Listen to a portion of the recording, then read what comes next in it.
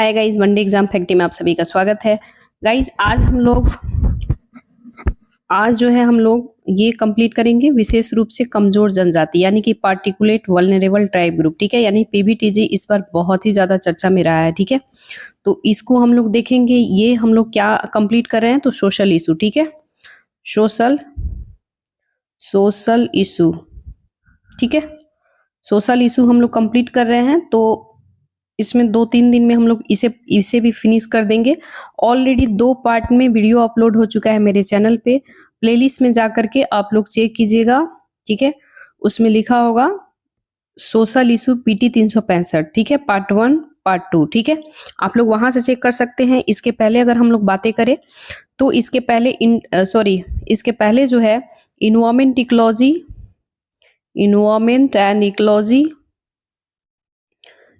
Ecology PT 365 का already हम complete करा चुके हैं।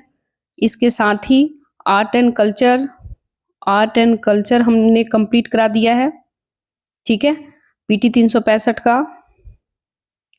इसके साथ ही अगर हम लोग बातें करें तो इन्वायरमेंट हो चुका है, इकोनॉमिक हो चुका है। ठीक है, इकोनॉमी पीटी 365। ठीक है, तो ये सारा हमने कंप्लीट करा दिया है। इसके साथ ही अगर हम बातें करें तो पर्सनालिटी इन न्यूज। ठीक है, पर्सनालिटी इन न्यूज, ये पूरे एक ही इसमें एंशिएंट मिडाइवल मॉडर्न जितने भी है पर्सनालिटी इन न्यूज एक ही वीडियो में मैराथन हुआ है, कंप्लीट हो चुका है। सारा वीडियो का मैराथन भी मिल जाएगा, प्लस 1-1 घंटा का रिकॉर्डेड भी मिल जाएगा। आप लोग वनडे एग्जाम फैक्ट्री मेरे चैनल पे जाकर के और वहां पे प्लेलिस्ट में जाकर के चेक कर सकते हैं।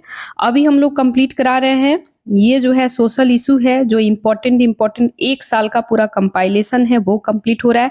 एग्जाम से पहले आप लोग प्लीज एक बार देख करके जाइएगा। ठीक है, उससे भी अगर समय नहीं हो तो 1.2x कर लीजिएगा। ठीक है, इस अगर आप लोग को वीडियो फास्ट लगे तो स्लो करके सुनिएगा, स्लो लगे तो फास्ट कर लीजिएगा। ठीक है, चलिए ज्यादा हम समय किल नहीं करेंगे क्योंकि अपने पास समय बहुत कम है। और इसके बाद इंटरनेशनल रिलेशन बचता है, साइंस एंड टेक, वो भी हम लोग बहुत जल्द 2 से 3 दिन में ये फिनिश करने के बाद उसे हम ला रहे हैं। ठीक है, तो ज्यादा समय किल नहीं करेंगे। कह रहे हैं कि विशेष रूप से कमजोर जनजाति समूह जो है पार्टिकुलरली वल्नरेबल ट्राइब ग्रुप, जिसको पीवीटीजी शॉर्ट में कहते हैं, क्यों चर्चा में है, तो ये जो है जिला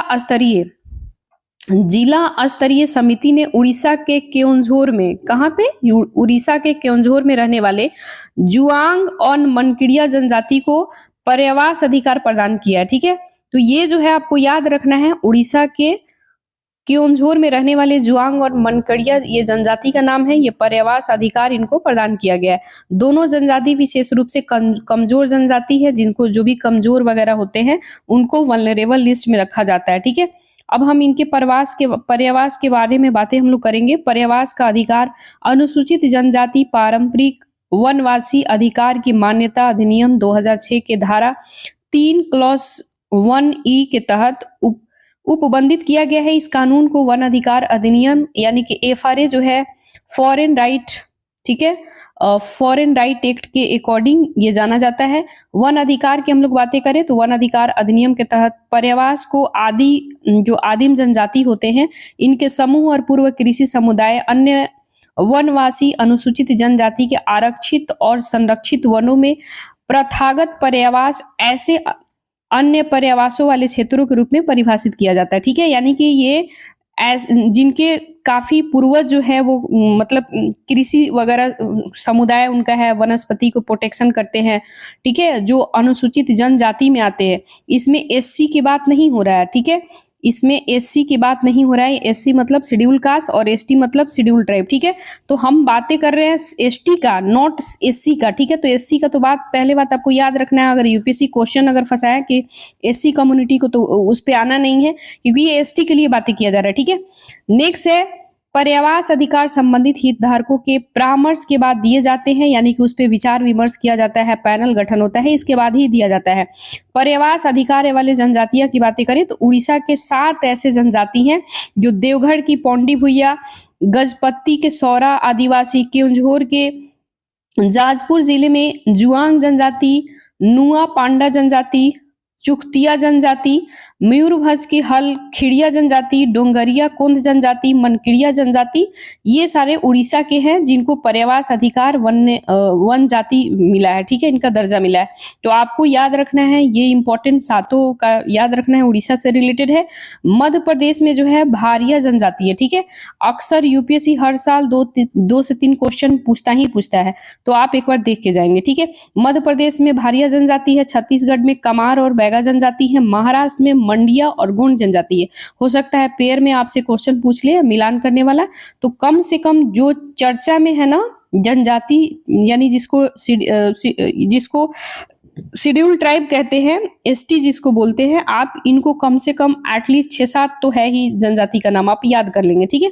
विशेष रूप से कमजोर जनजाति की हम लोग बातें करें तो सरकार ने ढेबर आयोग, ठीक है, तो किस आयोग के तहत आया था, तो ढेबर आयोग 1960-61 के सिफारिश के आधार पर 18 राज्य और केंद्र शासित प्रदेशों में रहने वाले 75 पीबीटीजी को मान्यता प्रदान किया था। आयोग यदि पूछे तो ढेबर आयोग कब आया था, 1960-61 में आया था। कितने राज्यों में, तो 18 राज्य प्लस केंद्र शासित प्रदेश दोनों को मिला करके 75 पीबीटीजी को मान्यता दिया गया था, ठीक है। नेक्स्ट है उड़ीसा में 73 पीबीटीजी है, जो कि सभी राज्यों केंद्र शासित प्रदेशों में सबसे अधिक है, ठीक है। पीबीटीजी की बातें करें यानी सबसे ज्यादा उड़ीसा में है, 13 है, ठीक है, तो ये आपको याद रखना है। पीबीटीजी की पहचान के लिए मानदंड क्या क्या है, उसके लिए क्या क्या एक मानदंड रखा गया है, क्या क्या उसके लिए रूल रेगुलेशन बनाया गया है जिसके आइडेंटिफाई किया जा सके, तो वो वन अधिकार आजीविका के लिए हो, कृषि यानी कि प्री एग्रीकल्चर युग का प्रौद्योगिकी स्तर पे हो, घटती हुई स्थिति आबादी उसका हो, यानी उसका आबादी की संख्या घटते क्रम में डे बाय डे घटते हो, साक्षरता का निम्न स्तर हो, यानी कि बहुत ज्यादा एजुकेटेड नहीं हो, आर्थिक पिछड़ापन हो, यानी कि बहुत ही ज्यादा कमजोर, यानी फाइनेंशियली जो है बहुत कमजोर हो। तो ये सारे मानदंड हैं जिसमें से आपको याद रखना है, ये 5 मानदंड है, ये सब यदि उसमें है तो पीबीटीजी उनको घोषित किया जाएगा, ठीक है। तो ये सब आपको याद रखना है। नेक्स्ट हम लोग देखेंगे, कह रहे हैं कि विशेष रूप से कमजोर जनजाति समूह जो है पीबीटीजी, ये विकास योजना, इसके लिए क्या क्या इसका उद्देश्य है, तो उद्देश्य की हम लोग बातें करें, पीबीटीजी जो है ये संस्कृति विरासत को संरक्षित रखते हैं, उनका व्यापक सामाजिक आर्थिक विकास करना, ठीक है। केंद्र प्रायोजित योजना के तहत 100% वित्त पोषण अनुदान सहायता होता है, ठीक है। इसके साथ ही पूंजीगत परिसंपत्तियों का निर्माण के लिए केंद्रीय सहायता दिया जाता है। केंद्र प्रायोजित का मतलब 100% इसमें केंद्र ही खर्चा करेगा, राज्य की पार्टिसिपेशन इसमें नहीं होगी, तो आपको याद रखना है, ठीक है। केंद्र प्रायोजित मतलब केंद्र ही उसमें, केंद्र की भागीदारी है, वही पूरा एक्सपेंडिचर करेगा, ठीक है। योजना शिक्षा, आवास, कृषि विकास, सामुदायिक परिसंपत्ति के निर्माण के माध्यम से अवसंरचना को मजबूत करना, बिजली की आपूर्ति करना, इसका उद्देश्य जो है ऊर्जा के गैर पारंपरिक स्रोतों के यानी कि स्थापना करना, सामाजिक सुरक्षा जैसी गतिविधियों के लिए राज्यों केंद्र शासित प्रदेशों को वित्तीय सहायता प्रदान करना, ठीक है। संरक्षण सह विकास की हम लोग बातें करें तो ये योजना जो है, योजना के निर्माण के माध्यम से सूक्ष्म स्तरीय योजना अप्रोच बनाई जाती है। अलग अलग राज्यों में पीबीटीजी संख्या की रैंकिंग 2001 की जनगणना छत्तीसगढ़, मध्य प्रदेश, महाराष्ट्र, झारखंड 3 राज्य है, छत्तीसगढ़, मध्य प्रदेश, महाराष्ट्र और झारखंड, ठीक है। यानी कि ये 4 राज्य हो गए, लेकिन अलग अलग राज्यों में पीबीटीजी की बातें करें तो ये जो है जनसंख्या की रैंकिंग 2011 के जनगणना के अकॉर्डिंग कह रहा है, ठीक है। तो इसमें छत्तीसगढ़ यानी 3 इसलिए हुआ क्योंकि पहले जो था ना मध्य प्रदेश छत्तीसगढ़ दोनों एक हुआ करता था, यहाँ पे प्लस लिखा हुआ है, ठीक है। अभी डिवाइडेशन हो गया, दोनों अलग अलग स्टेट बन चुके हैं, लेकिन उस समय 2001 की बातें कह रहा है, उस समय एक थे इसलिए इसको एक ही काउंट किया जा रहा है, फिर महाराष्ट्र और झारखंड, ये याद रखना है। नेक्स्ट है विमुक्त जनजाति, ठीक है, यानी कि डी नोटिफाइड ट्राइब, ठीक है। तो अब हम लोग जानेंगे कि भाई कि ये डी नोटिफाइड क्यों चर्चा में है, क्यों इतना इंपॉर्टेंट है। तो सुप्रीम कोर्ट ने हाल ही में सुकन्या संस्था वर्सेज भारत संघ, ये मामला जब सुप्रीम कोर्ट में गया तो कई राज्यों ने जेल मैनुअल के प्रावधानों को खारिज कर दिया है, उसे एक्सेप्ट नहीं किया है। मैनुअल में ये प्रावधान किया गया है कि जेलों में जाति के आधार पर काम आवंटित किया जाएगा। ये आप अक्सर इस बार बहुत ही ज्यादा न्यूज में आप लोग देखे होंगे, महाराष्ट्र में भी ये मुद्दा बहुत ज्यादा उठा था। ये लोग का कहने का मतलब है कि जो ऐसे जनजाति होते हैं जो काफी गरीब तबके से आते हैं, अगर उनके ऊपर कोई एफआईआर होता है, अगर वो मतलब जेल में रहते हैं, तो कहने का मतलब है कि वो लोगों को कोर्ट में जो है जाति के आधार पे वो लोग को लाइक काम मिलता है। कोर्ट में भी डिवाइडेशन हो रहा है, जैसे कि कोई अपर कास्ट है तो उसको बढ़िया कोई काम देगा खाना बनाने का, या फिर उसमें झाड़ू लगाने का, कोई लाइक बोले झाड़ू पोछा वाला काम हो गया, या फिर टॉयलेट साफ करना, या फिर इस टाइप का काम जो है वो काफ़ी जो गरीब तबके के लोग हैं, जो ट्राइब एरिया के जो ट्राइबल है, जो कम्युनिटी है, ठीक है? यानी जो एथनिक कम्युनिटी के हैं, उन लोगों को दिया जा रहा है। तो ये लोग जब बाहर बेल होकर के आते हैं, तो ऐसा ये लोग का इल्ज़ाम लगाया जाता है, मतलब लाइक कहने का मतलब है कि ये लोग कहते हैं कि हमारे ऊपर भेदभाव किया जा रहा है, डिस्क्रिमिनेशन किया जा रहा है कास्ट वाइज़, ठीक है? तो सुप्रीम कोर्ट में ये मुद्दा गया है, इसलिए चर्चा में है, ठीक है? अब हम लोग देखेंगे नेक्स्ट मामले में उजागर किए गए हैं प्रमुख मुद्दे। बैरकों के पृथक्करण व शारीरिक श्रम के विभाजन जैसी जाति आधारित भेदभाव शामिल है, जो लगातार जारी है। विमुक्त जनजाति यानी कि डीनोटिफाइड जो ट्राइब है, ये आदतन अपराधी वर्ग से संबंधित है। कैदियों के साथ भेदभाव करने वाले प्रावधान भी बड़ी चिंता का विषय है। सुप्रीम कोर्ट ने जेलों में जाति आधारित भेदभाव को असंवैधानिक करार दिया है, यानी कि अनकॉन्स्टिट्यूशनल बताया है। उन्होंने कहा है कि भाई ये तो हमारे कॉन्स्टिट्यूशन में जो प्रोविजंस है कि सबको, भाई आर्टिकल 14 कहता है कि इक्वालिटी जो है सबके साथ मेंटेन करना है, लेकिन यहाँ पे तो देखो कि यानी कि इक्वलिटी बिफोर द लॉ, लेकिन यहाँ पे तो उल्टा हो रहा है भाई। तो सुप्रीम कोर्ट ने इसलिए इस मुद्दा को उठाया, ठीक है?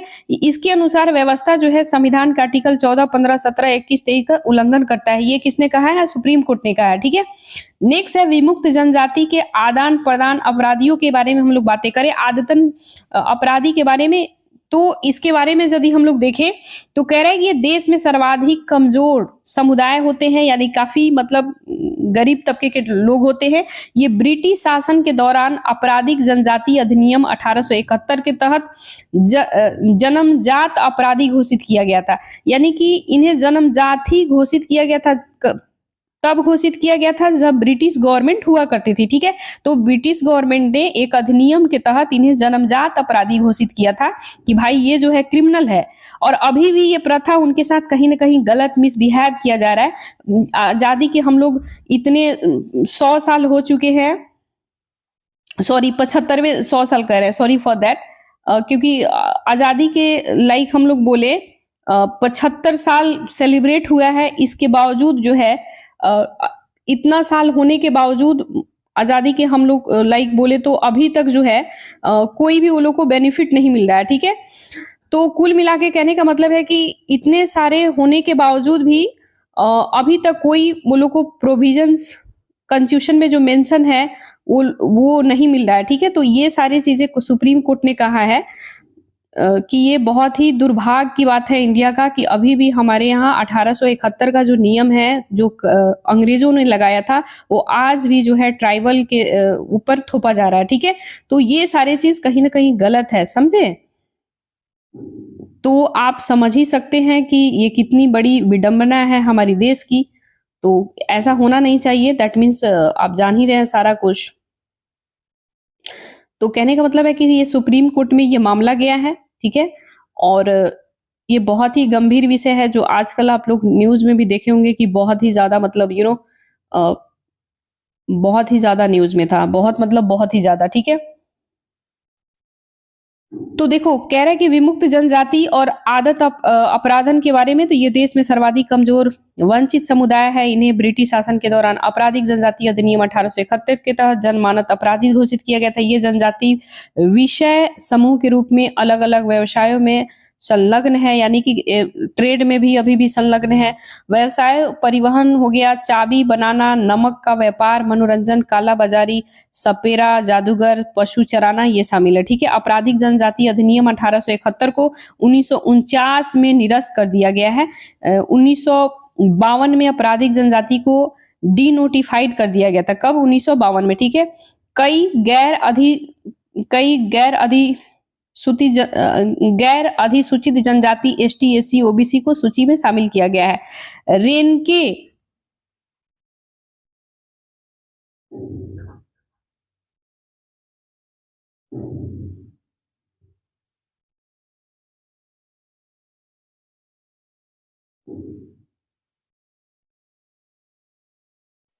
कहने का मतलब है आपराधिक जनजाति अपराध अधिनियम 1871 को 1949 में निरस्त कर दिया गया है।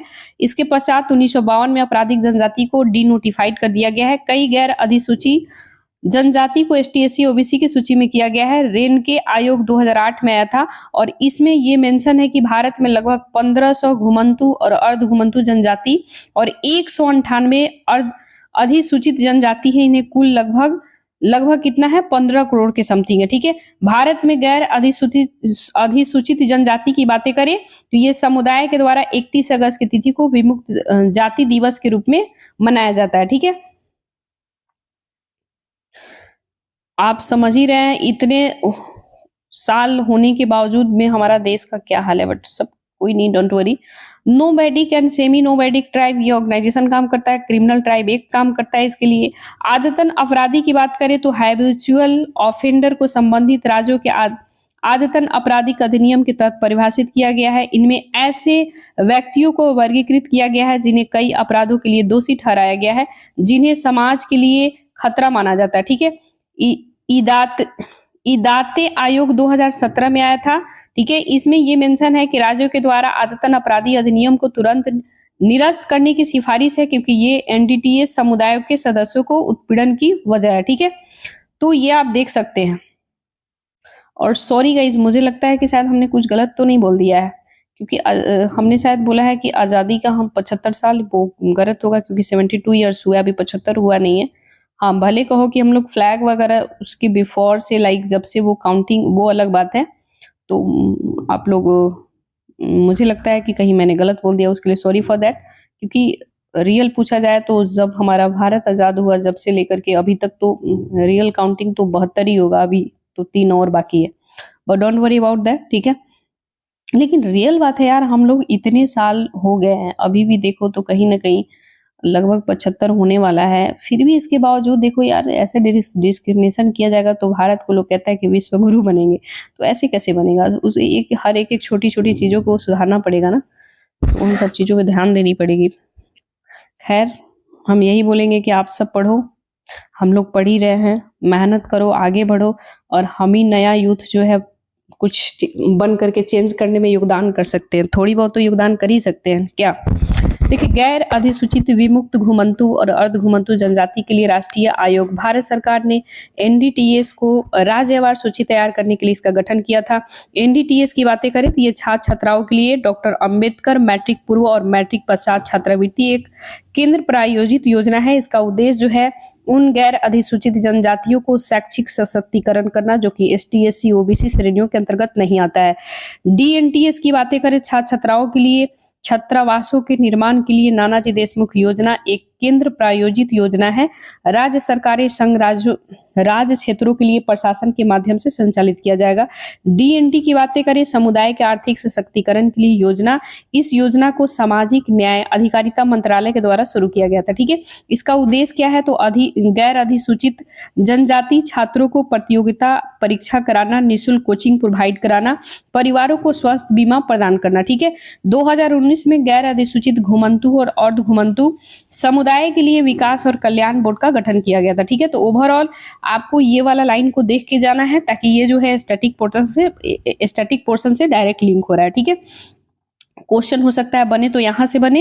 एंड नेक्स्ट जो है एक आध पॉइंट आपको, ये जो एक्ट है 2017 में कौन सा एक्ट आया था, ये इदाते आयोग 2017, ये किससे रिलेटेड है? अपराधी अधिनियम से है या फिर किस चीज से? तो ये सारा चीज आपको थोड़ी बहुत देख करके जाना है। ठीक है, बाकी तो आप लोग पढ़े ही होंगे। ठीक है, नेक्स्ट हम लोग देखते हैं, कह रहा है कि शिक्षा यानी एजुकेशन क्यों चर्चा में है?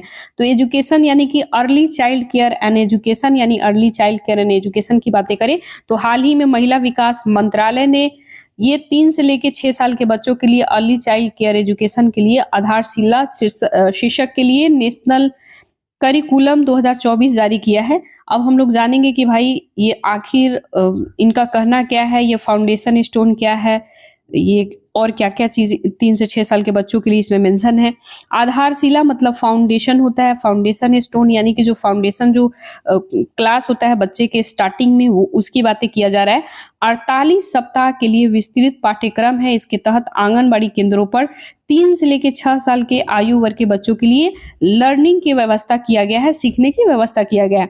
पाठ्यक्रम में साप्ताहिक आधारित खेल और कैलेंडर की हम लोग बातें करें, इसकी शुरुआत जो है 4 सप्ताह में शैक्षिक गतिविधियों शामिल है। इसके बच्चों के खेल संबंधित गतिविधियों में शामिल करके घर से आंगनबाड़ी केंद्र तक लाने में मदद मिलेगा। अगले 36 सप्ताह अन्वेषण, खेल, बातचीत, रचना, प्रशंसा, चिंतन आदि बिताए जाते हैं। कहानी सुनना, कविता पढ़ना, कला और शिल्प आदि सहित विभिन्न गतिविधियों शामिल है। कहानी कहने के विषय, संघर्ष समाधान, जिम्मेदार लेना, दूसरों के साथ साथ काम करने और उनकी मदद करना। ठीक है, यानी कि कुल मिला के युग है कहानी के माध्यम से बच्चों को खेल के माध्यम से, कहानी के माध्यम से पढ़ाना। अंतिम 8 सप्ताह में वर्कशीट और बच्चों के प्रदर्शन के अवलोकन के साथ पिछले सप्ताह की सीख को दोहराया जाए, और जो यानी पिछले सप्ताह उनको पढ़ाया गया उसको दोहराया जाएगा। ये राज्यों के लिए अपने स्वयं की संस्कृति के रूप में पाठ्यक्रम तैयार करने के लिए एक आधार के रूप में काम करेगा, और साथ ही ये बच्चों की स्कूली शिक्षा के बाद चुनौती से निपटने के लिए समाधान के रूप में कार्य करेगा। यानी कि जो भी चैलेंजेज आएंगे, बच्चे इतने कितने जो उसमें चैलेंजेज आ रहे हैं निपटने के लिए थोड़ी बहुत उनके समझदारी को विकसित हो जाएगा। ठीक है, आधारशिला के मुख्य बिंदु क्या है उसे हम लोग बातें करें, यानी कि फाउंडेशन के मुख्य बिंदु क्या है, तो ECCEA जो है ये पंचकोश की अवधारणा पर आधारित है। क्या है पंचकोश में भाई? 5 चीजें मेंशन है। पहला है शारीरिक विकास होना चाहिए, दूसरा है प्राणिक विकास होना चाहिए, तीसरा है मानसिक विकास होना चाहिए, चौथा है बौद्धिक विकास होना चाहिए, और 5वां है चैतिक विकास होना चाहिए। प्रारंभिक वर्षों में भाषा पढ़ना लिखना सीखना, बच्चों में पढ़ने लिखने से जुड़े उभरते और कौशल जैसे प्रिंट अवेयरनेस, चित्र के विभिन्न हिस्सों को जोड़ना, ड्राइंग स्किलिंग को विकसित करने को ध्यान केंद्रित करना। लर्निंग का सकारात्मक माहौल की बातें करें, दैनिक कार्य, आत्मनियंत्रण संबंधी कौशल, इसके बच्चों में दिनचर्या का पालन करने, उनके सकारात्मक माहौल प्रदान करने, बच्चों में नेतृत्व के कौशल को बढ़ावा देना, निष्पक्ष रूप से विकल्प को चुनना, सक्षम बनाना, ये सारा चीज है। खेल में सीखने की बातें करें तो खेलों के जरिए प्राप्त ज्ञान सीखने बच्चों के मस्तिष्क पर एक अस्थायी छाप छोड़ती है। ये खेल आधारित गतिविधि है जो पहेली के माध्यम से रोल प्ले करना, किताबें पढ़ना, कहानियां बनाना, भाषा और गणित से जुड़े खेल और गाइडेंस वगैरह करना। ठीक है, ताकि बच्चे की लर्निंग कैपेसिटी डेवलप हो, उसको इंटरेस्ट हो पढ़ने में और वो जल्दी सीखे। आंगनबाड़ी केंद्रों में सीखने या फिर लर्निंग की विविधतापूर्ण पद्धतियों को अपनाना और आंगनबाड़ी शिक्षकों के लिए महत्वपूर्ण है। ठीक है, कम आयु के लर्निंग की समानता सुनिश्चित करना महत्वपूर्ण है, यानी कि इक्वलिटी मेंटेन करना इंपॉर्टेंट है, क्योंकि लिंग भेदभाव की शुरुआत उसे आत्मसम्मान करने की प्रक्रिया बच्चों में कम आयु से ही शुरू हो जाती है, और यह बच्चों की आत्म अवधारणा, आकांक्षाओं, व्यवहारों को प्रभावित करता है। दिव्यांगों का समावेशन, महिला एवं बाल विकास मंत्रालय 2023 में दिव्यांग बच्चों के लिए आंगनबाड़ी पोर्टल यानी आंगनबाड़ी पोर्टल और दिव्यांग चाइल्ड ये जारी किया गया है। इसमें दिव्यांग बच्चों की स्क्रीनिंग, इंक्लूजन और रेफरल सुविधा प्रदान करती है। ठीक है, नेक्स्ट हम लोग देखेंगे early child care and education के बारे में, यानी ECCE। उसी समय से हम लोग चर्चा कर रहे हैं, आखिर ये है क्या। तो भारत के संदर्भ में अर्ली चाइल्ड केयर जो है एजुकेशन, ये आमतौर पर जन्म से लेकर के 8 वर्षों तक बच्चों की देखभाल शिक्षा के रूप में परिभाषित किया जाता है। मस्तिष्क का 85% विकास हो 6 वर्ष की आयु से पहले होता है। ठीक है, भारत में अर्ली चाइल्ड केयर एजुकेशन ये वैधानिक और नीतिगत फ्रेमवर्क है। ठीक है, यानी कि स्टैट्यूटरी और नीतिगत जो है ये एक फ्रेमवर्क बनाया गया है। आर्टिकल 45 ये कहता है कि राज्य जो है सभी बालकों को 14 वर्ष की आयु पूरी करने तक निःशुल्क और अनिवार्य शिक्षा देने के लिए उपबंध करेगा। आर्टिकल 45 में है निःशुल्क और अनिवार्य बाल शिक्षा अधिकार की हम लोग बातें करें तो 2009 में इस प्रावधान लाया गया था, और समुचित प्राधिकरण प्री स्कूल के लिए आवश्यक व्यवस्था बनाया गया था। ठीक है, भारत सरकार ने 2013 में national early child care education को नीति को अपनाया था। राष्ट्रीय शिक्षा नीति 2020 में ये प्रारंभिक बचपन की देखभाल शिक्षा के लिए राष्ट्रीय पाठ्यक्रम शैक्षणिक ढांचे के तहत 0 से 3 साल के बच्चे को कम से एक सब फ्रेमवर्क की सिफारिश करता है, ठीक है। National curriculum framework for the foundation stage की बातें करें तो ये संस्थागत दिशा निर्देश विशेष रूप से 3 से 6 साल से लेके और 0 से 3 साल के आयु के समूहों के बच्चों के लिए उच्च गुणवत्ता वाले को बढ़ावा देने के लिए तैयार किया गया, ठीक है। नेक्स्ट है ईसीसीई के लिए अगर हम लोग बातें करें, ईसीसीई के लिए की गई अन्य पहल की बातें करें तो भारत में की गई पहल जो है मिशन शक्ति जो है पालना आंगनबाड़ी सह क्रेज का प्रावधान है। ये प्रधानमंत्री मातृत्व वंदना योजना के माध्यम से ये मिशन शक्ति जो है जिसे कि अर्ली चाइल्ड केयर यानी गवर्नमेंट का एक इनिशिएटिव है, समझ लो। कुल मिला के गवर्नमेंट ने इस प्रोग्राम को लाया है बच्चों के लिए, ठीक है। सक्षम आंगनबाड़ी पोषण 2.0 जो है इसमें 3 से लेकर 6 साल के बच्चों के लिए यानी अर्ली चाइल्ड केयर एजुकेशन को प्रमुख रूप से घटक के रूप में शामिल किया गया है। एकीकृत बाल विकास सेवा यानी आईसीडीएस की बात किया जा रहा है, जो आप नहीं देखते हैं आईसीडीएस जो जिसको सीडीपीओ यानी सीडीपीओ जो होती है उसके तहत ये वर्क सारा फंक्शंस होता है ब्लॉक में, ठीक है। इसका उद्देश्य जो है जिम्मेदारी पूर्ण देखभाल प्रारंभिक शिक्षा विकास सुनिश्चित करना, जिसमें फिजिकल और मोटर स्किल उठाना बैठाना दौड़ना भाषा का विकास शामिल है, ठीक है। वैश्विक पहल की बातें करें, वैश्विक मतलब होता है इंटरनेशनल लेवल पे कौन कौन से प्रोग्राम इसके लिए अर्ली चाइल्ड केयर एजुकेशन के लिए बच्चों के लिए लाया गया है। तो वैश्विक लेवल पे हम बातें करें पूरे वर्ल्ड लेवल पे तो यूनेस्को ने प्रारंभिक बाल्य अवस्था के लिए वैश्विक भागीदारी रणनीति की शुरुआत किया और इसका लक्ष्य जो है ये सुनिश्चित करना है कि अर्ली चाइल्ड केयर एजुकेशन प्रारंभिक बाल्यावस्था विकास करना, प्रारंभिक बाल्यावस्था के दौरान बच्चों के विकास को बढ़ावा देना, गतिविधि के जो भी सारे उसकी गतिविधि हैं उसको फुलफिल करना, ठीक है, उसको एकदम आसान बनाना जिससे कि वो सीख सके, ठीक है। नेक्स्ट कह रहा है कि बाल अधिकार पर कन्वेंशन, ठीक है, यानी कि जो छोटे बच्चे होते हैं उसके लिए क्या क्या कन्वेंशन है। तो यानी कि लाइक बोले तो ये जो है चाइल्ड राइट कन्वेंशन जो है 1989 में सभी के लिए शिक्षा, ठीक है, यानी कि सभी के लिए शिक्षा जो है 1990 का लक्ष्य जो है सभी बच्चों के लिए शिक्षा सुगमता बनाना आसान बनाना, सीखने की शुरुआत जन्म से ही हो जाती है, ठीक है। भारत इन दिनों कन्वेंशन का हस्ताक्षर करता है, यानी भारत जो है इसकी ऑलरेडी यानी कि मेंबर है, ठीक है, यानी सदस्य है। नेक्स्ट हम लोग देखेंगे नव चेतना नेशनल फ्रेमवर्क, ठीक है। Nav Chetna national framework early childhood stimulation क्या है, यानी कि Nav Chetna national framework for the early childhood stimulation की बातें करें तो जन्म से 3 वर्ष तक के बच्चों के लिए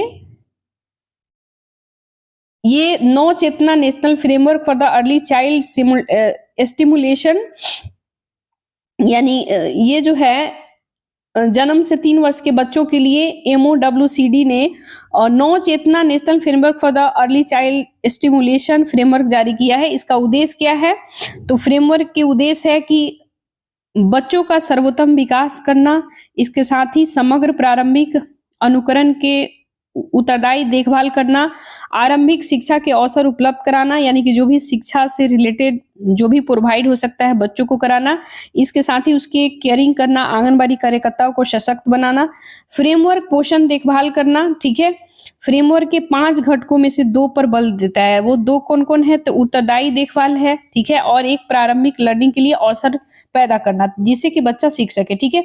नेक्स्ट है विश्व स्वास्थ्य संगठन के अकॉर्डिंग हम लोग बातें करें तो विश्व स्वास्थ्य संगठन ने 2018 में प्रारंभिक बाल व्यवस्था के लिए पोषण देखभाल फ्रेमवर्क प्रदान किया था। बच्चों में संज्ञानात्मक सामाजिक भावनात्मक भाषाई शारीरिक और रचनात्मक विकास के समग्र अनुकरण के लिए 0 से 36 महीने तक के बच्चों के लिए गतिविधियों को 36 सेट शामिल किया। अर्ली चाइल्ड स्टिमुलेशन की बातें करें तो ये जो है 0 से 3 वर्ष के बच्चों के लिए है। इसका उद्देश्य है जन्म से लेकर बच्चों के विकास के पहले 3 वर्ष देखभाल स्टिमुलेशन को समझना लागू करना, मौजूद वैचारिक व्यवहारिक अंतराल को भरना, ठीक है, यानी कि उसके 0 से 3 वर्ष के जो बच्चे होते हैं काफी छोटे होते हैं उन्हीं के भाषा में लाइक बोले कि वो खेलना पसंद करते हैं, है ना, वो कहानी सुनना इंटरेस्ट रखते हैं, उस माध्यम से उसको एजुकेट करना। ये फ्रेमवर्क घर के अंदर और साथ ही आंगनबाड़ी केंद्रों को क्रेज की गतिविधियों का मार्गदर्शन करता है। दिव्यांग बच्चों के लिए भी शामिल करने के लिए एक स्क्रीनिंग टूल आयु आधारित शामिल किया गया, ठीक है।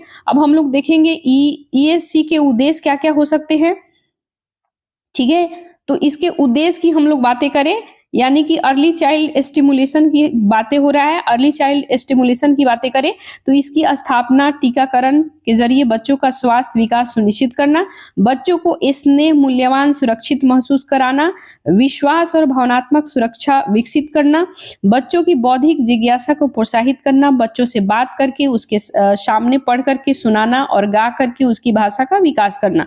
एक बच्चे में पर्याप्त मांसपेशियां समन्वय, बेसिक मोटर स्किल जैसे कि उठाना, बैठाना, दौड़ाना, है ना, व्यक्तिगत स्वच्छता आदतें को विकसित करना। ठीक है, तो ये सारे इसके डायमेंशन है जो आपको पढ़ के जाना है। एटलीस्ट जो नहीं पढ़ सकते हैं तो वीडियो को 3 से 4 बार 5 बार सुन भी लीजिएगा ना, कहते हैं ना सुनने से याद होता है, तो एटलीस्ट सुन भी लीजिएगा ना, तो लाइक आपको बोले बहुत सारी चीजें आपको याद हो जाएंगी, है ना। कम से कम एटलीस्ट सुन लीजिएगा। हाँ, मैं तो यही बोलूंगी कि देखो पढ़ना है, वैसे तो आप सभी पढ़ते होंगे, लेकिन जब पढ़ते-पढ़ते मन ऊब जाए ना, लगे कि यार अब मेरे से पढ़ा नहीं जा रहा है, that is enough for me today, तो आप क्या करना, ऑडियो फॉर्म में मतलब जैसे आप फ्री हो, पढ़ने का मन नहीं है, आप कहीं पे भी जाओ एंड फाइनली आप जो है ऑडियो लगा करके आप सुन सकते हैं। आपको नहीं बोलना है ना कुछ नहीं, एकांत में चुपचाप बैठ जाओ, ठीक है?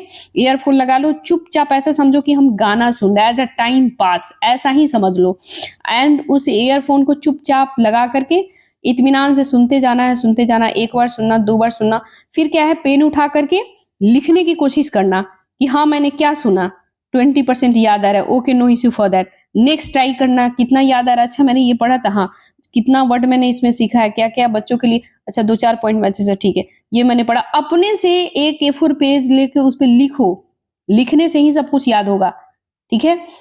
सुन लो, फिर उस पेज पे लिखो कि अच्छा आज हमने अर्ली चाइल्ड केयर के बारे में पढ़ा, यूनेस्को ने इसके लिए क्या-क्या डिसीजन लिया है, वर्ल्ड लेवल पे क्या-क्या है ना? इंडिया लेवल पे कौन-कौन सा इनिशिएटिव है, अभी हाल ही में क्या-क्या प्रावधान हुआ है। जिस लैंग्वेज में लिखना है, हिंदी, इंग्लिश, जो आपको समझ में आए उसमें लिखने की कोशिश करो, क्योंकि मेंस की प्रैक्टिस लिखने से होती है और अभी से जब आपकी हैबिट बनी रहेगी ना, तो आगे चल के एकदम यूँ आसान हो जाएगा, समझ रहे हैं? तो आपको लगेगा कि हाँ, मैडम जो है क्या समझा रही है, बोरिंग बातें, बट ये रियली मैं बता रही हूँ। हम लोग भी ऐसे करते हैं, लाइक पढ़ कर के लिखने का प्रैक्टिस करते हैं कि जैसे 2 घंटे में मैंने पढ़ा तो क्या पढ़ा, तो उसे राइट करो, लिखने का कोशिश करो, है ना? ताकि दिमाग को ना मतलब एक रिकॉलिंग पावर बढ़े। तो इस तरह हम लोग भी करते हैं एंड आपको भी करनी चाहिए। ये आसान तरीका, आप नहीं भी कर सकते तो एटलीस्ट वीडियो सुन करके आप लिखने का कोशिश करो। देन आप देखो कि 5-6 दिन में आप धीरे-धीरे देखो, 1 दिन में तो आप दौड़ना बच्चा स्टार्ट नहीं करता है ना, धीरे-धीरे सीखता है। तो ऐसे ही आपको करना है। चलो हम लोग नेक्स्ट देखते हैं, भारत में उच्चतर शिक्षा, ठीक है? भारत में उच्चतर शिक्षा यानी हायर एजुकेशन इन इंडिया के बारे में बात करें तो विश्वविद्यालय अनुदान आयोग जो है यानी यूजीसी, यूनिवर्सिटी ग्रांट कमीशन, उच्चतर शिक्षा में रिकॉग्निशन ऑफ प्रायर लर्निंग के लिए दिशा निर्देश के मसौदा जारी किया है। ये आखिर है क्या? Recognition of the prior learning के बारे में बात करें तो ये किसी भी व्यक्ति के मौजूदा ज्ञान, कौशल, औपचारिक, अनौपचारिक, गैर औपचारिक लर्निंग के माध्यम से अनुभव का मूल्यांकन करें। मूल्यांकन करने वाली औपचारिक व्यवस्था है, एक सिस्टम है। इसका उद्देश्य जो है मूल्यांकन और सर्टिफिकेट्स के जरिए अनौपचारिक, गैर औपचारिक शिक्षा को औपचारिक शिक्षा प्रणाली से जोड़ती है। भारत में उच्चतर शिक्षा की बातें करें तो 18 से 23 वर्ष की आयु के बच्चे उच्चतर शिक्षा में 2014-15 के डेटा कहता है कि 23.7% था, यानी कि हायर एजुकेशन में कितना था, 23.7% था 18 से 23 वर्ष की आयु में, जबकि 2021-22 में डेटा ये बढ़ करके 28.4% हो गया है। महिला की हम लोग बातें करें हायर एजुकेशन में तो ये 2014-15 में 22.9% था, जो 2021-22 के डेटा के अकॉर्डिंग ये बढ़ करके 28.5 हो गया, ठीक है, यानी इंक्रीजमेंट आया है। हायर एजुकेशन की हम लोग बातें करें शिक्षा के लिए, इसकी विशेषता क्या है, तो ये स्नातक की डिग्री 3 या 4 साल की अवधि की होगी। इसमें अवधि में भी इसके भीतर प्रमाण पत्रों के साथ निकास के कई विकल्प उपलब्ध होंगे। पहले वर्ष की समाप्ति के बाद सर्टिफिकेट, दूसरे वर्ष के बाद डिप्लोमा, तीसरे वर्ष के बाद स्नातक की डिग्री, चौथे वर्ष की समाप्ति के बाद स्नातक की डिग्री के साथ ऑनर्स डिग्री प्राप्त किया जाएगा, ठीक है। विभिन्न संस्था से अर्जित एकेडमिक क्रेडिट को एकेडमिक बैंक ऑफ क्रेडिट यानी एबीसी, जिसको आईडी कहते हैं, एकेडमिक बैंक ऑफ क्रेडिट, ये डिजिटल रूप से संग्रहित किया जाएगा संस्थागत सहयोग के जरिए शिक्षा का अंतर्राष्ट्रीय किया जा रहा है, यानी कि पूरे इंटरनेशनलाइज किया जा रहा है। और ये जो है विश्वविद्यालय को भारत में अपने कैंपस स्थापित करने की अनुमति दिया गया है, यानी कि अब ये विश्वविद्यालय यूनिवर्सिटी जो है भारत में भी बाहर की जो यूनिवर्सिटीज है वो कैंपस एस्टेब्लिशमेंट कर सकती है। ठीक है, इसमें ये प्रोविजन दिया गया है। इसके संगठनात्मक फ्रेमवर्क की बातें करेंगे। इसका फ्रेमवर्क क्या है, तो नेशनल रिसर्च फाउंडेशन ने पूरे देश में अनुसंधान, नवाचार यानी रिसर्च और इनोवेशन को बढ़ाने के लिए प्रसारित करने का कार्य करेगा। राष्ट्रीय शिक्षा प्रौद्योगिकी फोरम की बातें करें, इसकी स्थापना किया जाएगा। एक ऐसे मंच के रूप में कार्य करेगा जो प्रौद्योगिकी के रूप में विचारों का स्वतंत्र आदान प्रदान किया जाएगा। स्कूलों, उच्च शिक्षा दोनों के लिए शिक्षण, मूल्यांकन, प्रशासन को बेहतर बनाया जाएगा। ठीक है, नेशनल एजुकेशन टेक्नोलॉजी फोरम इसके लिए काम करता है। उच्चतर शिक्षा के लिए नई शिक्षा नीति 2020 का उद्देश्य क्या है, जो हम लोग ऑलरेडी ये तो न्यूज में था तो आप सभी ने पढ़ा होगा, बट फिर भी हम लोग देखेंगे। वर्ष 2030 तक प्रत्येक जिले में या जिले के निकट कम से कम एक बड़े बहुविषयक उच्चतर शिक्षा संस्था की स्थापना होगा। ठीक है, यानी हायर एजुकेशन के लिए एक संस्था होगा, एक इंस्टीट्यूशन होगा, ऑर्गेनाइजेशन होगा। ठीक है, वर्ष 2035 तक, यानी कि इसका उद्देश्य है, ठीक है, वर्ष 2035 तक हायर एजुकेशन को एक अधिकार प्राप्त बोर्ड ऑफ गवर्नेंस वाले स्वायत्त संस्था के रूप में स्थापित करना होगा। वर्ष 2040 तक सभी उच्च शैक्षणिक संस्था को बहुविषयक संस्था के रूप में स्थापित होगा, यानी बहु मतलब बहुत सारा उसमें विषय, मल्टी डायमेंशनल, लाइक बोले बहुत सारे विषय है। ठीक है, व्यावसायिक शिक्षा के साथ साथ उच्चतर शिक्षा के लिए सकल नामांकन अनुपात को वर्ष 2018 के 26.3% से बढ़ा करके 2035 तक कितना करने का टारगेट है, 50%। ठीक है, वर्ष 2025 तक स्कूल और उच्चतर शिक्षा प्रणाली के माध्यम से कम 50% शिक्षार्थियों को व्यावसायिक शिक्षा प्रदान करना है। ठीक है, तो ये आपको ध्यान में रखना है। नेक्स्ट हम लोग देखेंगे अनुसंधान नेशनल रिसर्च फाउंडेशन। हाल ही ये क्यों चर्चा में है, यानी कि अनुसंधान नेशनल रिसर्च फाउंडेशन की बातें करें तो प्रधानमंत्री ने अनुसंधान नेशनल रिसर्च फाउंडेशन की शासी बोर्ड की पहली बैठक की अध्यक्षता किया है। इस बैठक में की गई मुख्य घोषणा क्या है, partnership for the accelerated innovation and research. इसके तहत अनुसंधान मामले में प्रारंभिक व्यवस्था वाले विश्वविद्यालय को शीर्ष स्तरीय स्थापित स्थानों के साथ जोड़ा जाएगा। ये हब और स्पोक मॉडल पर आधारित होगा। Mission for advancement in high impact areas की बातें करें तो इसके तहत निम्नलिखित प्राथमिकता वाले क्षेत्रों में प्राथमिकता संचालित समाधान केंद्रित अनुसंधान का समर्थन किया जाएगा। Electric vehicle mobility, advance material और सोलर सेल, स्वास्थ्य चिकित्सा प्रौद्योगिकी। ठीक है, एएनआरएफ की हम लोग बातें करें तो एनआरएफ उत्कृष्टता केंद्र को ये पर्याप्त वित्तीय सहायता के साथ विश्व स्तरीय अनुसंधान केंद्र के रूप में स्थापित किया जाएगा। ठीक है, अनुसंधान नेशनल रिसर्च फाउंडेशन की हम लोग बात करें तो ये जो है इसकी उत्पत्ति जो है अधिनियम 2023 के तहत स्थापित किया गया था। ये पूर्ववर्ती विज्ञान इंजीनियरिंग अनुसंधान बोर्ड का विलय कर दिया गया था, यानी सबको मर्जिंग कर दिया गया था। इसका उद्देश्य क्या है, तो राष्ट्रीय शिक्षा नीति, देखो ये यानी कि एएनआरएफ जो है अनुसंधान नेशनल रिसर्च फाउंडेशन 2023 में एस्टेब्लिशमेंट हुआ था। ठीक है, तो ये आपको याद रखना है। और किसको किसको मर्जिंग किया गया था, तो विज्ञान एवं इंजीनियरिंग अनुसंधान बोर्ड का विलय किया गया था, मर्जिंग किया गया था सबको मिला के। इसका उद्देश्य राष्ट्रीय शिक्षा नीति की सिफारिश के अकॉर्डिंग पूरे देश में, ठीक है, पूरे देश में अनुसंधान नवाचार की संस्कृति का समर्थन करना, विकास करना, प्रोत्साहन करना। ठीक है, ये तो ठीक है, गवर्नमेंट स्कीम निकाल देती है। आपको भी पता है कि रिसर्च एंड डेवलपमेंट के लिए कितना खर्चा होता है, जीडीपी का मात्र 0.2% होता है। आप बताओ 0.2% में क्या होगा। गवर्नमेंट बड़ी बड़ी वादे कर लेती है, स्कीम ला देती है, लेकिन उसका फुलफिल नहीं हो पाता है। देखो हम किसी का क्रिटिसाइज नहीं कर रहे हैं, बात जो है सो हकीकत है। आप भी देखते हैं कि उसके लिए बजट कितने एजुकेशन के लिए बहुत ही कम रहता है। इसके बाद इनोवेशन के लिए मात्र जीडीपी का 0.2% हो रहा है। तो कहाँ से मतलब बच्चा जो है आप उस पर खर्च नहीं कर पाएंगे, एक्सपेंडिचर नहीं कर पाएंगे, तो कहाँ से मतलब आउटपुट मिलेगा, सीधी सी बात है। और रहा बात कि आप लोग जब भी इंटरव्यू देने जाना तो ये सब बात नहीं बोलना है, मैंने बोल दिया है जो फैक्ट है सो, लेकिन वहां पे जानते हुए भी आपको मन में रखना है। ये नहीं कहना है, गवर्नमेंट का क्रिटिसाइज नहीं करना होता है इंटरव्यू में कि गवर्नमेंट काम नहीं कर रही है, बजट पास करती है, उस पर पैसे खर्च नहीं करती, एक्सपेंडिचर, ये सब आप नहीं बोल सकते हैं, क्योंकि आप समझ ही रहे हैं सारा चीज़ें कि निगेटिव इम्पैक्ट इंटरव्यू पे पड़ेगा। बट मैंने जो मतलब रियलिटी आप भी जानते हैं है ना। देखिए एएनआरएफ भारत को ज्ञान संचालित समाज बनाने का प्रयास कर रहा है। वित्त पोषण की बातें करें 2023 से 2028 तक इसकी समय सीमा है, जिसमें 50,000 करोड़ रुपए, ठीक है, 50,000 करोड़ रुपए इसमें जुटाए जाएंगे और इसमें लगभग 14,000 करोड़ रुपए निजी स्रोतों से 36,000 करोड़ रुपए प्राप्त किए जाएंगे, ठीक है। यानी कि ये टोटल हम लोग बातें करें, सॉरी हमने उल्टा बोल दिया है, क्योंकि देखो वित्त पोषित जो है इसके लिए 2023 से 28 तक टाइमिंग रखा गया है, लक्ष्य रखा गया है, जिसमें 50 करोड़ का रुपया जुटाना है, जिसमें 14 करोड़ जो है केंद्र सरकार को करना है, बाकी जो निजी सेक्टर होती है जिसको प्राइवेट सेक्टर आप कहते हैं उसको 36,000 करोड़ रुपए जुटाना है। तो 36 से 14 50 हो गया, ठीक है। गवर्नेंस विभाग की बातें करें तो विज्ञान एवं प्रौद्योगिकी विभाग, गवर्नेंस शासी बोर्ड की बातें करें, अच्छा ये आपसे पूछेगा कौन सा डिपार्टमेंट में आता है, तो विज्ञान एवं प्रौद्योगिकी विभाग। गवर्नेंस शासी बोर्ड है, पदेन अध्यक्ष कौन होता है, तो प्रधानमंत्री होता है। पदेन उपाध्यक्ष कौन होता है, तो केंद्र के विज्ञान एवं प्रौद्योगिकी मंत्री होते हैं, शिक्षा मंत्री होते हैं, ठीक है। कार्यकारी परिषद की बातें करें तो इसका अध्यक्ष भारत सरकार का प्रधान वैज्ञानिक सलाहकार होता है, ठीक है। नेक्स्ट हम लोग देखेंगे नेशनल इंस्टीट्यूट रैंकिंग फ्रेमवर्क यानी नीरी के बारे में देखेंगे। 2024 में ये बहुत ही ज्यादा न्यूज चर्चा में रहा है, तो ये क्वेश्चन आने की संभावना है, तो हम लोग देखेंगे। केंद्रीय शिक्षा मंत्रालय ने इंडिया रैंकिंग 2024 में 9वां संस्करण जारी किया है। एक तो पॉइंट ये याद रखना है, इंडिया रैंकिंग 2024 9वां संस्करण था।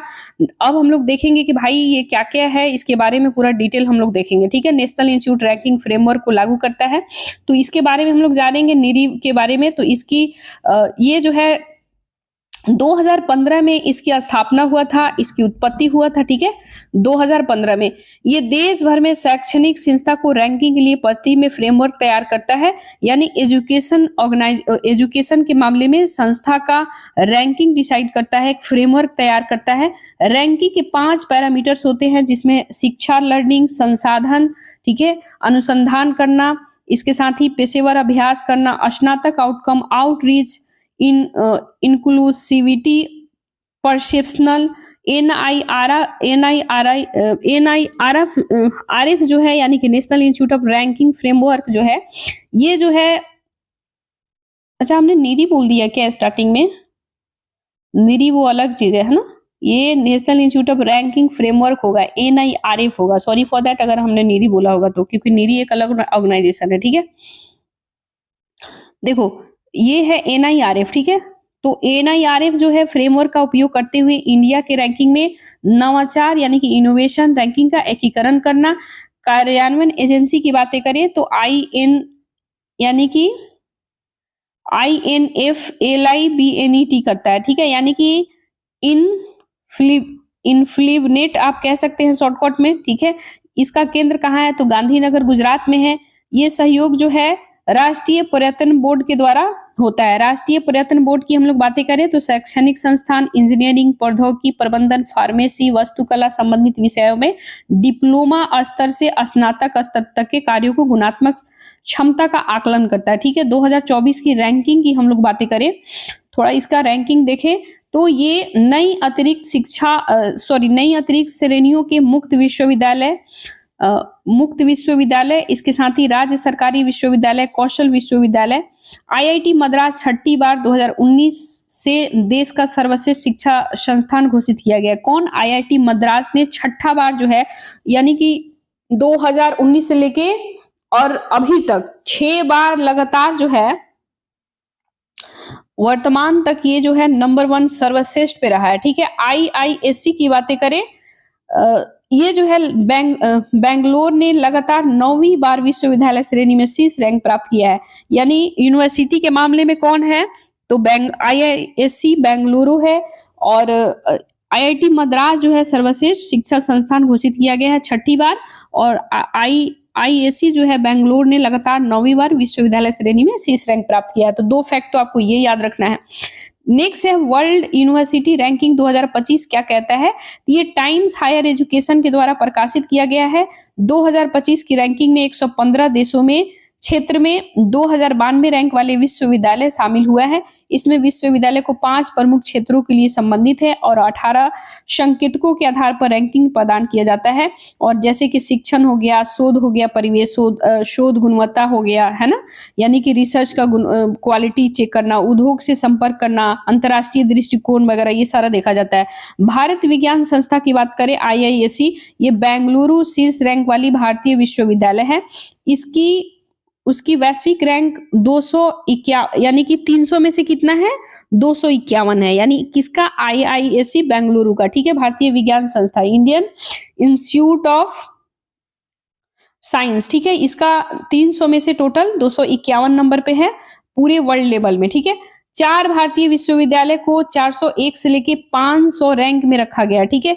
बताओ, हम लोग विश्व गुरु बनने की बातें करते हैं, एजुकेशन में हमारा रैंक कितना पीछे रह रहा है। हम लोग 100 लिस्ट में भी शामिल नहीं है। आप समझ रहे हैं? और हमारा इंडिया विश्व गुरु बनने की बात करता है। सबसे पहले तो भाई एजुकेशन को सुधारना पड़ेगा, इनोवेशन पे खर्चा करना पड़ेगा, हेल्थ वगैरह पे काफ़ी। अब ये नहीं कि आप पढ़ रहे हैं, आपका हेल्थ ठीक नहीं रहे, तो सबसे पहले 3-4 ऐसी चीज़ें हैं जिसको करना ही करना है। अब ये भी नहीं कि आप पढ़ रहे हैं, रोज़गार ही नहीं मिल रहा है। तो हम ये नहीं कह रहे हैं कि भाई गवर्नमेंट जॉब ही एक जॉब है, बहुत सारे हैं भाई। प्राइवेट जॉब में आप देख रहे हैं कितने कंपटीशन है। हमारे यहाँ एक्चुअल क्या है ना, स्किल नहीं दिया जाता है स्टार्टिंग से। बच्चा मैट्रिक इंटर ग्रेजुएशन कर लेते हैं, स्किल अगर नॉलेजेबल स्किल एक होता है ना, जैसे देखो आप यही चले जाओ, चाइना में चले जाओ, यही चले जाओ, आप जापान में चले जाओ, वहाँ पे स्किल काफ़ी हाई लेवल को बच्चे को मतलब स्कूलिंग टाइम से ही सिखाने दिया जाता है, जिससे कि बच्चा अपने आप पे सेल्फ डिपेंडेंट रहे। और हमारे भारत में ये सब चीज़ों की कमी है, दूसरे देशों से सीखने की ज़रूरत है। समझ रहे हैं आप? लेकिन क्या ही किया जाए, सब हालात आप सब समझ रहे हैं। इतना भी यहाँ पे कंपटीशन कितनी है, ठीक है? कंपटीशन भी ज़रूरी है ना? ताकि मोनोपोली नहीं हो। बट आप सभी जान ही रहे हैं, पेपर लीक, ये लीक, वो लीक, दिमाग का दही हो जाता है। एक माँ-बाप बहुत सारे ऐसे हैं जो ज़मीन बेच करके बच्चे को पढ़ाते हैं, बाहर भेजते हैं, बहुत सारी प्रॉब्लम होती है यार। एंड इसके बावजूद भी आप समझ ही रहे हैं ये लोग क्या कारनामा करते हैं। खैर डोंट वरी अबाउट दैट, मैं यही बोलूँगी, मतलब इन लोग को ध्यान देने की ज़रूरत है कुल मिला के बातें करूँ तो। चलो हम लोग देखते हैं क्यूएस वर्ल्ड यूनिवर्सिटी रैंकिंग की बातें करें 2025, तो इसे क्वाकेरेली साइमंड्स के द्वारा जारी किया जाता है। किसके द्वारा? क्वा क्वावेकेरेली साइमंड्स के द्वारा जारी किया जाता है। ये रैंकिंग 9 प्रदर्शन संकेतों पर आधारित है। भारतीय प्रौद्योगिकी संस्था बॉम्बे 118वें स्थान पे है, ठीक है? नेक्स्ट है, कह रहा है कि यूनिवर्सिटी इम्पैक्ट प्रभाव रैंकिंग 2024, तो द टीएचई जो है यानी कि द के द्वारा प्रकाशित है। ये जो है रैंकिंग और विश्वविद्यालय की पहचान करती है जो संयुक्त राष्ट्र के विविध सतत विकास लक्ष्यों को उत्कृष्ट प्राप्त करते हैं। शीर्ष रैंक वाला भारतीय विश्वविद्यालय अमृत विश्वविद्यालय, अमृत विश्वविद्यापीठम, इसका रैंक 81 है। समग्र तालिका सर्वाधिक संस्था भारत के 96 संस्थान इसमें शामिल है, ठीक है?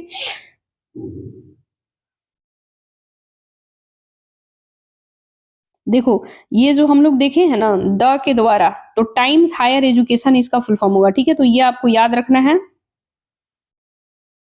यानी द के द्वारा प्रकाशित हो रहा है यानी पब्लिश हो रहा है, तो टाइम्स हायर एजुकेशन, ठीक है? ये आपको याद रखना है। नेक्स्ट हम लोग देखते हैं, इसको थोड़ा ऊपर कर दें। विदेशी विश्वविद्यालय के भारत में कैंपस, ठीक है? यानी कि foreign university campus in India. ऐसे कितने हैं फॉरेन, यानी कि फॉरेन का यूनिवर्सिटी जो भारत में जो कैंपस है। केंद्र सरकार ने यूनिफाइड किंगडम के साउथहैम्पटन विश्वविद्यालय को, फिर से हम लोग रिपीट करें, केंद्र सरकार ने यूनाइटेड किंगडम के साउथहैम्पटन विश्वविद्यालय को भारत के गुरुग्राम में अपना कैंपस स्थापित करने के लिए आशय पत्र यानी कि एलओआई जारी किया है, ठीक है? इसके साथ ही यूजीसी भारत में विदेशी उच्चतर शिक्षा संस्थान के परिसर की स्थापना संचालन विनियमन 2023 के तहत भारत में परिसर स्थापित करने वाला पहला अंतर्राष्ट्रीय विश्वविद्यालय हो गया। तो ये तो आपको पढ़ के ही जाना है, क्योंकि पहला विश्वविद्यालय है जो यानी कि पहला ऐसा विश्वविद्यालय है जो यूनाइटेड किंगडम का भारत में आकर के एस्टैब्लिशमेंट करेगा, कैंपस अपना डालेगा। ठीक है, तो ये बहुत खुशी की बात है। ये नंबर 1 पहला है, तो आपको पढ़ के जाना ही है। इसके लिए लेटर ऑन इंटेंट ऑर्गेनाइजेशन काम करता है। UGC setting up operation campus of foreign higher education institution in India work करता है। ठीक है, नेक्स्ट है यूजीसी की बातें करें हम लोग, तो यूजीसी जो है यूनिवर्सिटी ग्रांट कमीशन, ये भारत में विदेशी उच्चतर शिक्षा संस्थानों के यानी कि फॉरेन हायर एजुकेशन इंस्टीट्यूशन के परिसर के स्थापना संचालन विनियमन 2023 के बारे में उद्देश्य इसका क्या है, तो उच्चतर शिक्षा को अंतर्राष्ट्रीय मानकता प्रदान करने के लिए राष्ट्रीय शिक्षा नीति 2020 के विजन के अनुरूप उच्च रैंकिंग वाले विदेशी विश्वविद्यालय के भारत में प्रवेश को सुगम बनाता है। विदेशी विश्वविद्यालय परिसर स्थापित करने के लिए मानदंड समग्र रूप से संबंधित है। विषय क्षेत्रों में विषय के रूप में 500 रैंकिंग शामिल होना चाहिए। किसी विषय के क्षेत्रों में उत्कृष्ट विशेषज्ञता होनी चाहिए।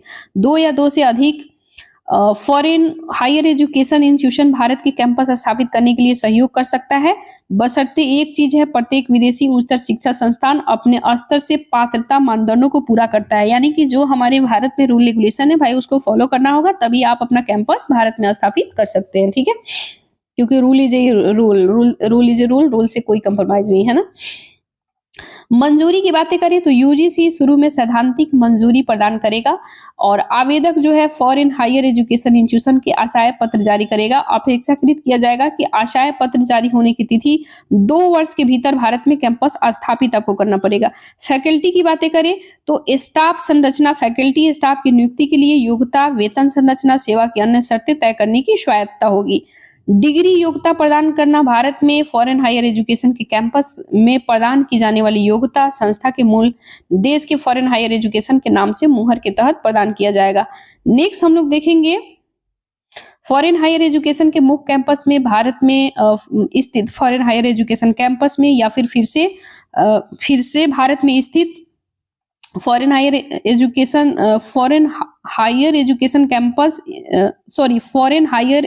इंस्टीट्यूशन कैंपस से इसके कैंपस में एक भारतीय संस्था और एक foreign higher education institution campus के बीच छात्रों के प्रवेश और क्रेडिट हस्तांतरण की अनुमति होगी। ठीक है,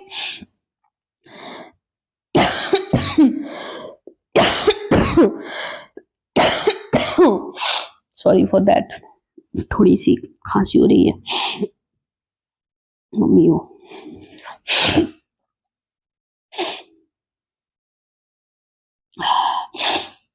नेक्स्ट है स्वास्थ्य यानी हेल्थ से रिलेटेड है राष्ट्रीय परिवार स्वास्थ्य सर्वेक्षण।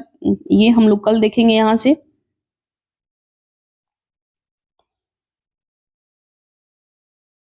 दो दिन में हम इसे और फिनिश कर देंगे पक्का, है ना, क्योंकि अभी बहुत लेट हो चुका है। कल परसों में हम इसे फिनिश करने का कोशिश करते हैं, 2 दिन और इसके बाद इसे फिनिश कर देंगे। इसके बाद आप लोग कमेंट में बताइएगा इंटरनेशनल स्टार्ट करें, इंटरनेशनल रिलेशन या फिर साइंस एंड टेक, प्लीज़ आप लोग ज़रूर बताइएगा। एंड मेरा चैनल नया है, आप लोग सपोर्ट कर सकते हैं, सजेस्ट कर सकते हैं। ठीक है, मुझसे अगर कोई बोलने में एरर वेरर आ गया हो तो उसके लिए सॉरी फॉर दैट। ठीक है, क्योंकि ह्यूमन से ही एरर होती है। एंड आप लोग कमेंट में ज़रूर बताइएगा। ठीक है, फीडबैक मुझे ज़रूर दीजिएगा कि हाँ वीडियो आपको कैसा लगा, क्या इसमें रिफॉर्मेशन की ज़रूरत है, क्या चीज़ की ज़रूरत है, आप लोग को मेरे को ज़रूर बताना प्लीज़। आप इसे अपना ही चैनल समझो। ठीक है, क्योंकि मैं भी अभी एजुकेशन लाइक मेरे को वर्क भी करना होता है, काम भी करते हैं, एंड थोड़ा थोड़ा आप लोग के लिए भी ये सब वीडियो बनाते भी हैं, क्योंकि मैं भी पढ़ाई करती हूँ, मैं भी लाइक यूपीएससी की प्रिपरेशन करती हूँ, तो मेरे को भी समय की थोड़ी किल्लत होती है। बट फिर भी क्योंकि हमें काम भी करनी होती है एंड अपने एजुकेशन पे भी फोकस करनी होती है। आप समझ ही रहे हैं एजुकेशन कितनी इम्पोर्टेंट है। तो आप लोग को अच्छा लगे तो मेरा वीडियो लाइक कीजिएगा, शेयर कीजिएगा, कमेंट कीजिएगा। जो भी मेरे चैनल पे न्यू एस्पायरेंट होंगे तो आप लोग चैनल सब्सक्राइब कर लीजिएगा। जो पढ़ने वाले स्टूडेंट होंगे वहाँ तक आप लोग शेयर कीजिएगा। एंड बहुत जल्दी ये जैसे कंप्लीट हो जा रहा है ना पूरा, तो मैं बहुत अच्छा आप लोग को मैं 100% आपसे प्रॉमिस करती हूँ, हर चैप्टर का कम से कम यानी कि 180 200 के समथिंग पर चैप्टर का, जैसे मान लो हम लोग सोशल साइंस का देखें, ठीक है, तो इसका 200 समथिंग, एक एक पूरा सिलेबस का पूरा इसका जितना डायमेंशन है, जितने सारे क्वेश्चन है, सारा हम उसका प्रैक्टिस सेट लाएंगे। फिर जैसे हमने इकोनॉमिक्स देखा, तो पूरा इकोनॉमिक्स चैप्टर एक एक चीज जितना हम लोग करेंट अफेयर से पढ़े, उसका स्टैटिक पढ़े, सारा जोड़ करके हम लोग उसका 200 क्वेश्चन, फिर पॉलिटी का, फिर इंटरनेशनल रिलेशन का, साइंस एंड सब हम लोग आपको बहुत अच्छे से कराएंगे। मेरा विश्वास मानो आप लोग, क्योंकि मेरे को भी यार पेपर देने होते हैं, तो मेरे को भी लग रहा है कि यार ऐसा करो जैसे कि थोड़ा सा एग्जाम में चांसेस ज़्यादा रहे, है ना। हम अदर से ज़्यादा मेहनत भी करते हैं, अदर से ज़्यादा हम लोग थोड़ा एक्स्ट्रा करें। हाँ, मैं बेशक 1 ही घंटा वीडियो कराती हूँ या कभी-कभी 2 घंटे, लेकिन एक्चुअल क्या होता है, मेरे को भी यार पढ़नी होती है, काम भी करना होता है ना, सब कुछ देखना पड़ता है। तो थोड़ा-सा समय का किल्लत होता है। बाकी हम पूरा कोशिश करेंगे आप लोग को बेटर चीज़ें प्रोवाइड कराएँ, है ना? क्योंकि एमसीक्यू हम बहुत जल्द आने वाले हैं। प्लीज़ आप लोग सपोर्ट कीजिए, है ना? एंड कमेंट ज़रूर कीजिएगा, मेरे को बताइएगा वीडियो कैसा लगा। अच्छा लगे तो लाइक कीजिएगा, शेयर कीजिएगा, कमेंट कीजिएगा। जब तक के लिए बाय, मन लगा के पढ़ते रहिए, ठीक है? And good night, take care of you, bye bye. फिर मिलते हैं नेक्स्ट वीडियो में।